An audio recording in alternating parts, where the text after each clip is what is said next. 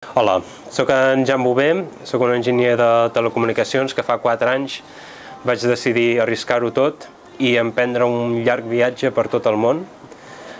Fins ara he viatjat per Europa, Àfrica i Àsia durant aquests 4 anys. A partir de demà començaré un altre viatge de 2 anys més a Amèrica.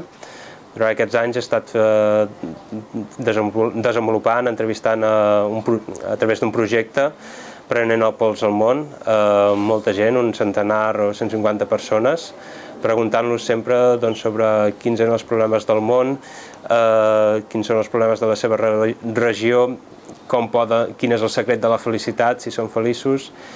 Ha sigut uns 4 anys de moment estupendos, opinions de la gent que m'han donat un gran coneixement de l'estat del món, de com viure, com ser feliç. I bé, si us haig de donar alguna recomanació, us animaria a fer el mateix. A vegades és qüestió de fer el mateix, arriscar és un risc, però després el feedback que et dona, el que n'obtens és molt més que el que s'està arriscant. Per tant,